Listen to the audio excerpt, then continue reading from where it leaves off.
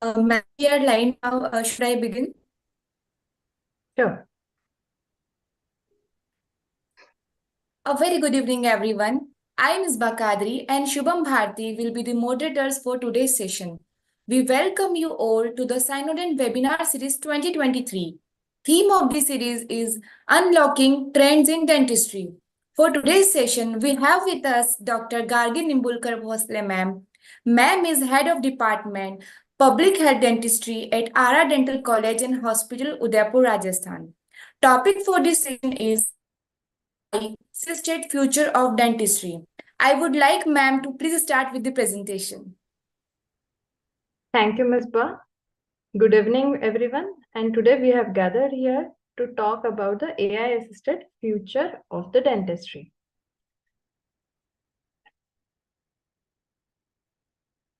Now, before we go into talking about the dentistry part of AI application, I would like to ask you, what are all are the tasks in which you use AI in your daily life?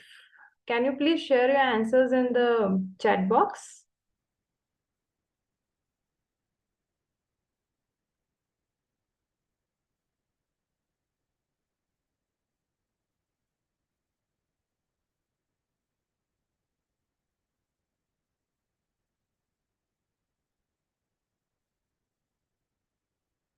Yes, I'm seeing some answers. So we use it in our mobile phone, laptops, electronics.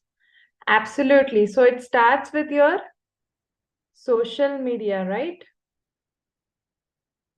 The Facebook, the Instagram, wherein you get the assorted videos for your liking. Why? Because based on your browsing history, they determine using algorithms which videos you might like to watch, and those are suggested for you. Similarly, you are lazy enough, so you will tell Alexa to set an alarm, or ask Google Assistant to call someone, or ask Siri or Cortana to do some job like that, isn't it? If you are shopping savvy or shopaholic, then of course you will be seeing recommendations based on your previous purchase histories.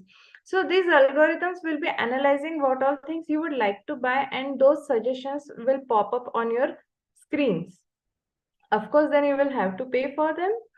So Google Pay, Paytm, these use AI for saving you from paying to a fraudster. So if they find that this particular account has been marked as a fraudulent one, it will ask you that, would you really like to do the payment or not? Then while doing projects in your college work, you must have used Google Translate a lot many times.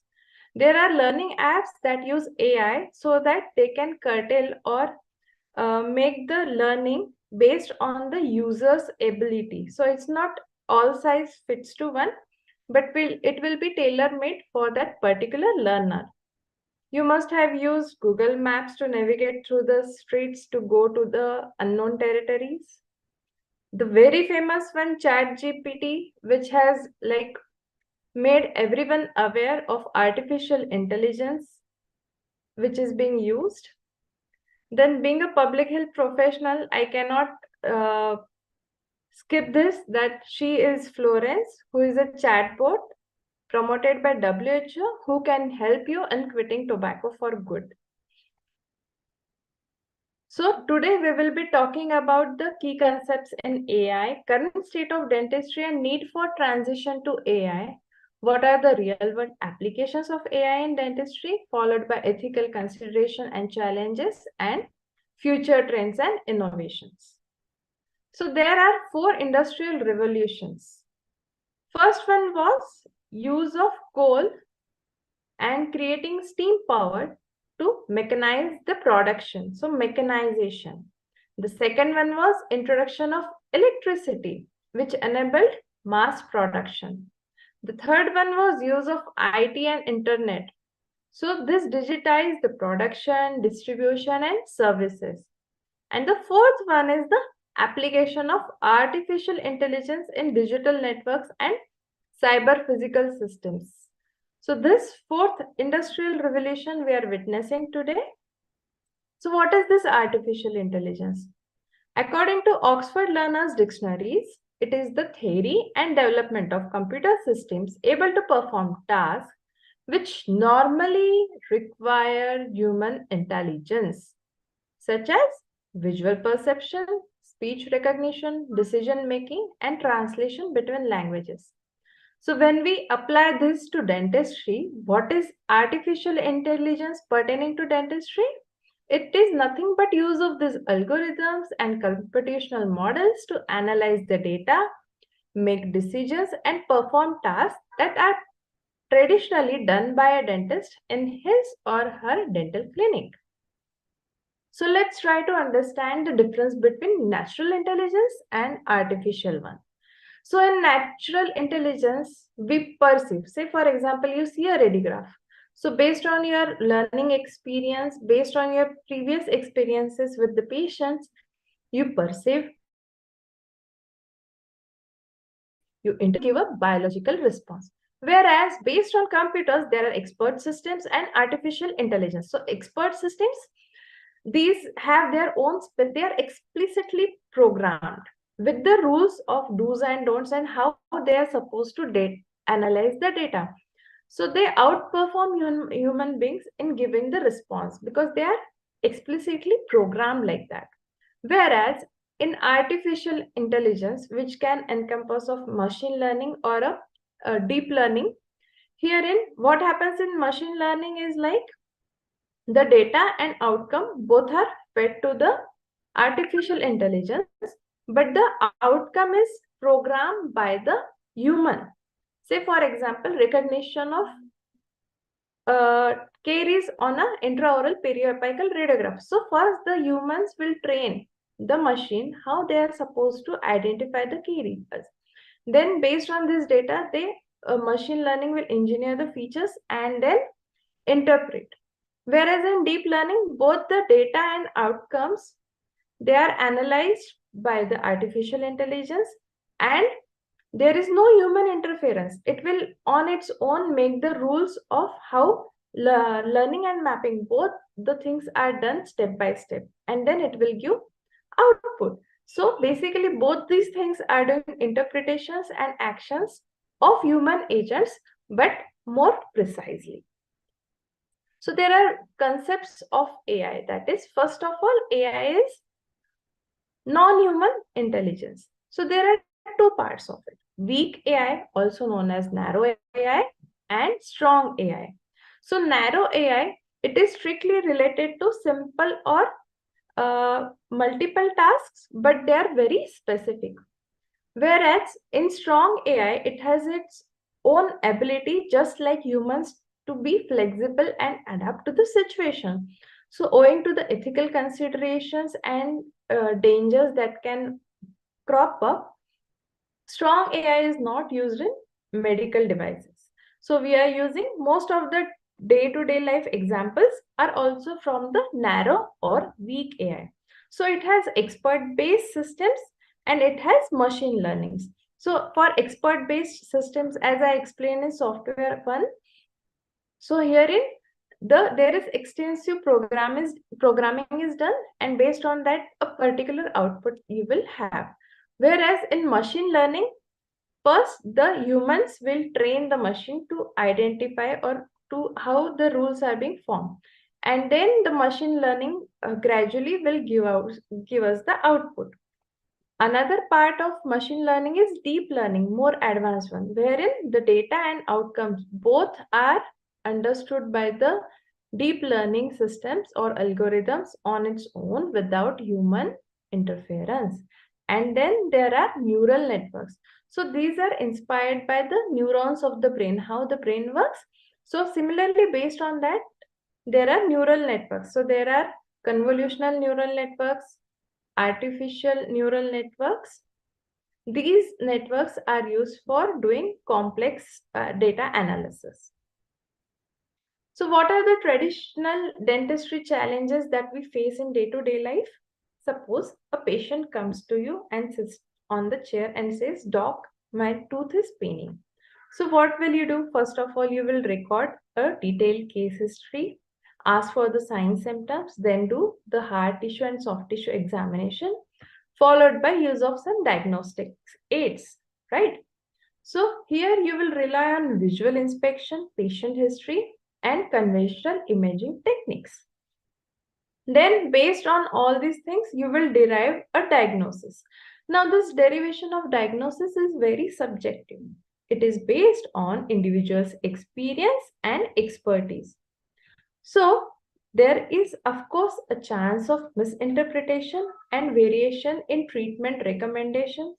So there could be missing of a particular pathology at all, or there could be over treatment will be done. So this in turn will lead an impact on the patient outcomes in terms of financial as well as maintaining the oral biology, right? Another challenge in traditional dentistry is workflow inefficiencies. Now, as I said, you will be recording the case history. So most of the dental clinics are having paper-based processes and record keeping. So if the patient has come multiple times and if you're not maintaining a proper data, every time your case history details will be filed up differently and you may not be able to collectively analyze that data. Then there arises appointment scheduling problems, right? So if your assistant is doing that for you or you yourself are doing, so you might accidentally appoint two patients at the same time, or there could be a time slot when you could have appointed a patient but you could not owing to the human error. And there could be lack of communication with the patient. What will this result into? Suboptimal patient experience. He or she will not be very happy that what is happening. The appointments are not being kept properly. They are changing from time to time without taking my schedule into consideration. Then there arises a potential for missed appointments. So ultimately, what is going to happen? This is going to affect your business of dentistry. So these limitations can be overcome by using or incorporating artificial intelligence in dentistry.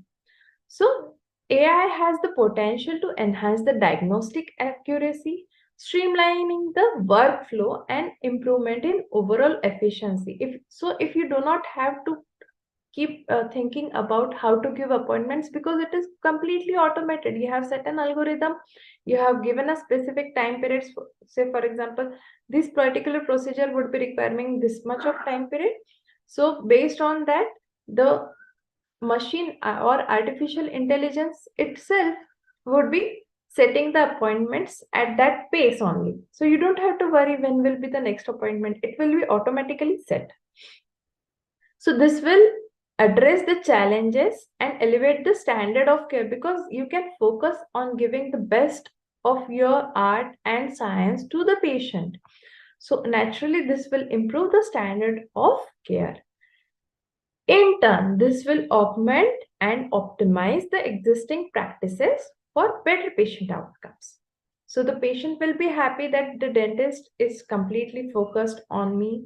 He is also using the new technology because everyone would like to know if my dentist is using AI, so I would be happy. Yes, he's taking a second opinion. He's making sure that the dental practice is at a par, isn't it? So what are the various ways the AI can be used in dentistry? It can be used in patient communication, analyzing the history which has been accumulated over a period of time, then semantic analysis of this whole case history so as to see if there is any need for caution for drug dose adjustment or possible drug interactions, diagnosis of the disease based on that appropriate and precise patient tailored treatment planning. Then it can be used in designing the prosthesis in the laboratories, clinical evaluation after doing the complete treatment, post-op status, and providing support to the patients post-operatively. So let's see these applications one by one. First is case history recording. So first and foremost thing that you do in your dental clinic when a patient comes to you is appropriate case history recording. So just think, if your radiographs can be directly translated into the records, so auto charting of the existing restoration and missing teeth. So you do not have to give the command like this is the missing tooth, this is the existing restoration. It will be automatically done. Second thing that can be very easily done is voice period charting. You don't need any assistant, so that you will be telling, okay, with the upper first molar on the right side, the pocket is 6 mm. You can directly give the voice commands and it will be automatically charted. So there is really no scope for any error. You said 6 mm and it is getting recorded as 5 mm or nothing like that. So this will make you can focus on your work and you are sure that all the data is being appropriately recorded and digitally charted. Then data synthesis and prediction. So over a period of time, when a patient comes to you repeatedly, you will have a data set of imagery, clinical data, historical data, claims and treatment data, and other diagnostic aids that had been used. So these accumulate periodically, and this might include some medication and systemic conditions. So if all this data is at one place and the dashboard has a feature that can tell you, okay, this patient is using this medication, so thereby you need to modify this drug, you need to change this drug because there is a potential for drug interaction. So this is going to give you a more personalized, precise, and preventive care tailored treatment planning for each patient. Then there is a concept called as P4 dentistry, that is personalized, precise, preventive, and very important fourth part, that is participatory dentistry. So in this, you will be using the data from the patient that you are getting. So it can be in the form of mobile apps, on brushing, on diet, or the patient might be using wearable and implantable sensors from wherein you are getting the data remotely, which is being analyzed, and then patient-specific risk factors can be analyzed and preventive measures can be taken for the disease for which the risk is high. Then detection of dental plaque. So instead of using a disclosing agent in your patient, sometimes patient might even have allergic reactions to it. So you just take an intraoral photograph and then you put it on into the software. Automatically it will be showing what areas are covered with the plaque. So patient will be happy, no use of disclosing agents. You will be happy, no tension of any reactions. Then detection of gingivitis. See, gingivitis is a precursor for periodontitis. So there could be areas which could be missed with human eyes. So these AI applications will help you in precisely detecting what all areas are affected by gingivitis, thereby making you more able to take care of it. Then the dentistry, a major part is dental caries, isn't it? It is a major public health problem. So identification of dental caries in very initial stages is very crucial because therein you can use preventive measures and you can treat the disease in very early stages, thereby minimizing its impact in terms of loss of tooth tissue as well as financial aspects. So it can be done on IOPs or panoramic radiographs, and you can even use your Apple phone. This is the image taken from an Apple phone, iPhone, and then it was analyzed by AI, telling us what all areas are affected by dental caries. As simple as that and easy. Furthermore, it can be used for detection of periapical lesions, odontogenic cysts and tumors. Not only cysts and tumors, but you can also use it to identify which type of cyst or tumor it is, whether it is dentiger cyst, radicular cyst. So AI can predict it more than 90% accuracy. Then detection of maxillary sinusitis, because many of the times patient comes to you with the pain in the tooth in the upper region. There is no signs of caries or any pathology that you can diagnose. And then you're thinking, what could be the reason? So AI can help you identify the minimal mucosal thickening, thereby telling you it is maxillary sinusitis that is causing problem to the patient. Similarly, detection of osteoarthritis of temporomandibular joint, then detection of osteoporosis. If you could tell your patient that you're suffering for osteoporosis and you need to take care of it, he will or she will be very happy, because otherwise the modalities required for detecting osteoporosis would need some other diagnostic methods. So when you are doing your job for some dental treatment, you are taking a radiograph and you are identifying osteoporosis, the patient is definitely going to be happy. Then recognition of implant brands and prediction of failure of the implant in future can also be predicted just by analyzing your simple intraoral perioapical radiographs with the help of AI. Then detection of squamous cell carcinoma, which is a major part of all the cancers that are occurring in Indian subcontinent. So with the help of histopathological slides, with the help of intraoral perioapical radiographs, panoramic radiographs, and ultrasonography, you can have the AI algorithms designed in such a way that squamous cell carcinoma can also be detected. Then identification of abnormal locations of nerve, interdigitated tongue muscles will also help you in tailoring your treatment plan according to the anomalies that are present. Detection of vertical root fracture is always a challenge in endodontics. So this can also be aided with the help of AI. Then working length determination, location of canal orifices, identification of C-shaped canals, location of anatomical and radiographical apical foramen, evaluation of root canal anatomy, and prediction of retreatment outcome. These are all ultimately going to affect the outcome of your treatment. So if AI can help you in these arenas, you can optimize the outcome of your treatment and your patient is going to be happier. Then in forensic odontology, we can do the age estimation based on intraoral perioapical radiographs, gender determination based on panoramic radiographs, and age and gender estimation both using hand and wrist radiographs. See, it is easier to estimate age manually using hand and wrist radiographs, but gender estimation, which cannot be done by the human naked eyes, can also be an added feature with the help of AI, which is going to be beneficial for us. Then in orthodontics, the first and foremost thing that we do is cephalometric landmark identification and analysis. And this is a cumbersome process, time-taking process. With AI, we can do it in minutes. Then next step is skeletal classification, followed by we might need to identify the development periods.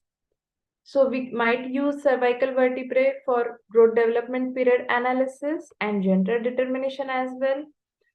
We can use this AI for treatment planning and to aid our decision whether extraction is required or it could be a non-extraction case. And this AI can also be used for showing the patient what all the outcomes could be for the orthodontic surgeries. You can show such simulations. Okay, after treatment, your face would look like this. So your patient is going to be very happy that, okay, I can foresee. He or she doesn't have to keep on imagining how beautiful my face is going to look like. Then in periodontics, we can predict the periodontal bone loss and assess the risk of periodontal risk development based on the various feedback that we might get from wearable sensors or the brushing habits or the psychological analysis of the patient. So this will help us in predicting the risk and thereby implementing the preventive strategies. Then we can also predict the severity of peri-implantitis. Classification of periodontal diseases can be done. Diagnosis of oral microbiota and classification of halitosis also can be done with the help of periodontics.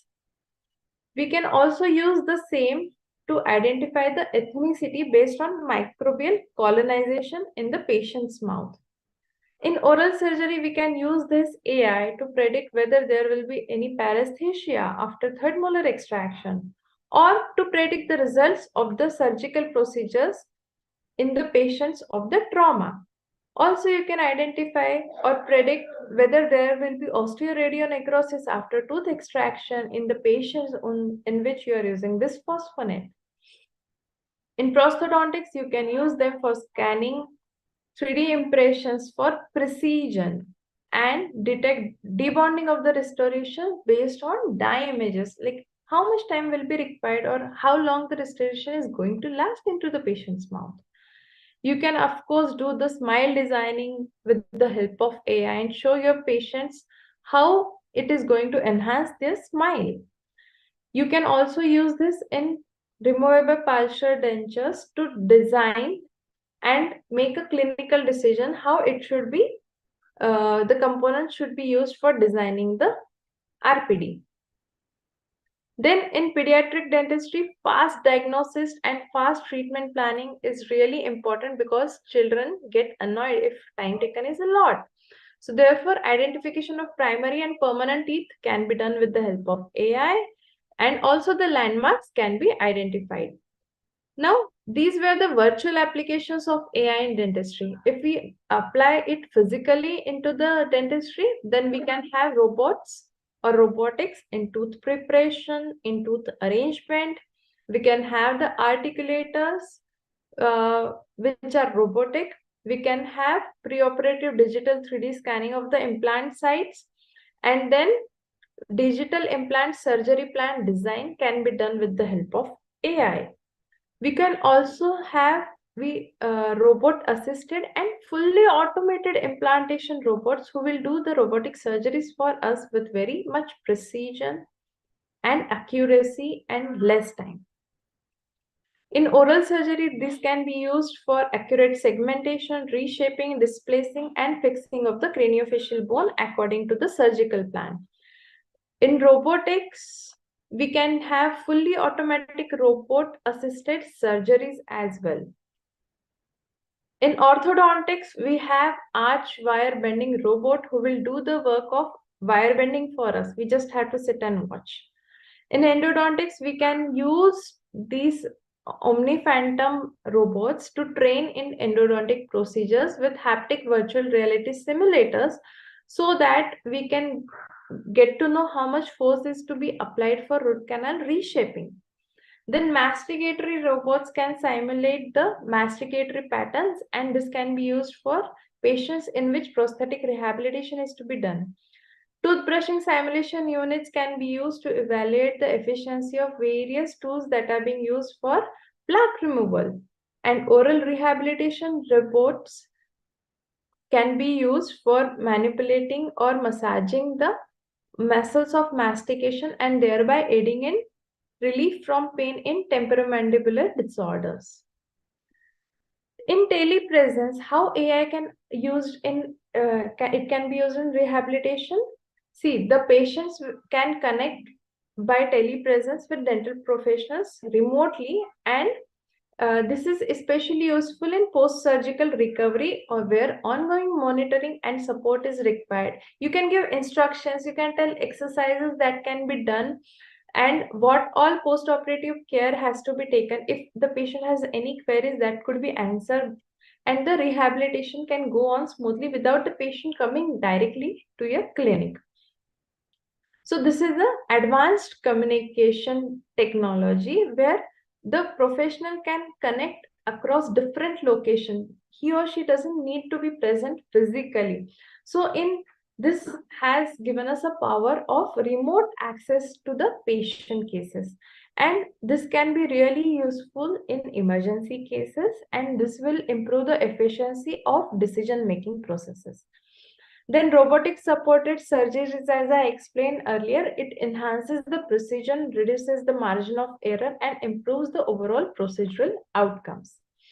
Then companion robots for elderly care. So these will be equipped with the telepresence capabilities, and dental professionals can connect with the elderly patients who has problems in mobility, and these will be equipped with cameras or sensors, and therefore we can remotely assess the oral health, provide the guidance on oral hygiene, and offer any support for the elderly individuals who are having a problem to visit a dental clinic in person. So virtually we can help them out.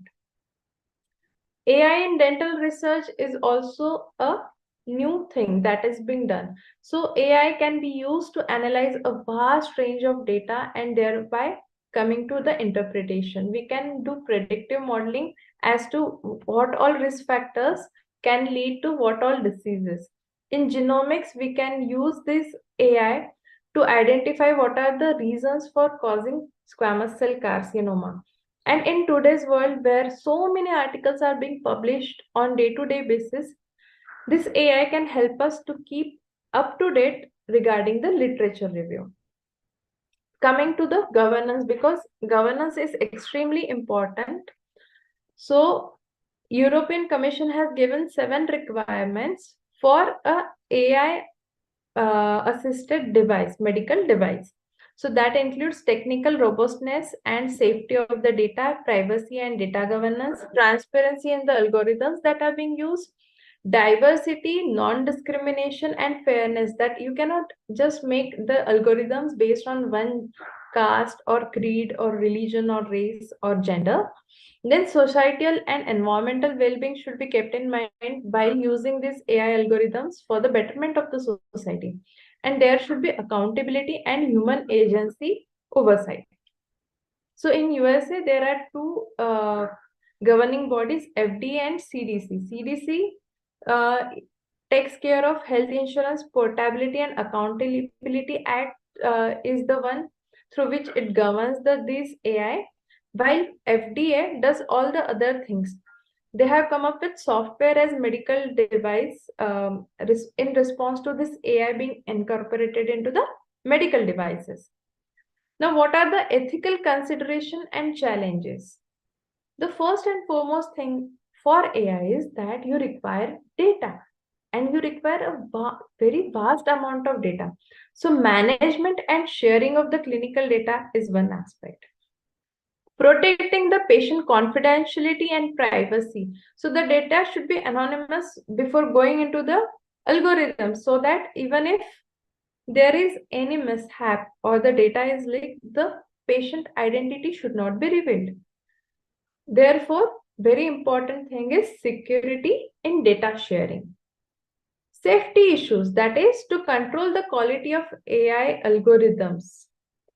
So the whatever data, if you feed a good diverse data, the outcomes would be better. If you are feeding up a poor data, then of course the outcome is going to be poor. Then ambiguous accountability. Now see, who is responsible if the patient on which we have used AI assisted device and there has been some mishap? So is it the person who made the AI algorithms who is responsible for the patient, or the person, or that means the dentist who used that technology on the patient, who is going to be responsible? Then transparency of AI algorithms, that is the data which is being fed into the making of AI algorithms, there should be transparency regarding it. So coming to the future trends and innovation, even though we have these challenges, AI is definitely going to improve the diagnostic assistance and thereby improving and streamlining the process of treatment planning and personalized care. We will be having robotic assistance in surgery, which will make surgeries even more precise, less time consuming, and safer. The teledentistry and remote consultations are going to improve and impact public health by providing access to the people who are far away from the main cities. Then the predictive analysis for estimation of risks of the diseases that might occur will enhance the preventive care.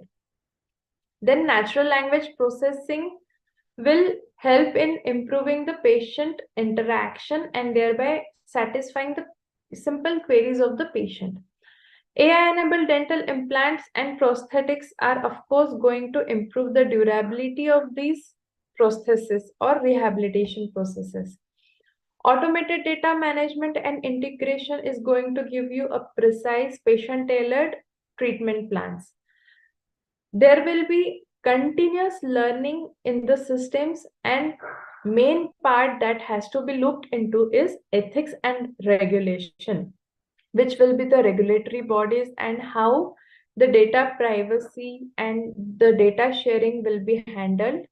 That is the main challenge in this artificial intelligence being incorporated into dentistry.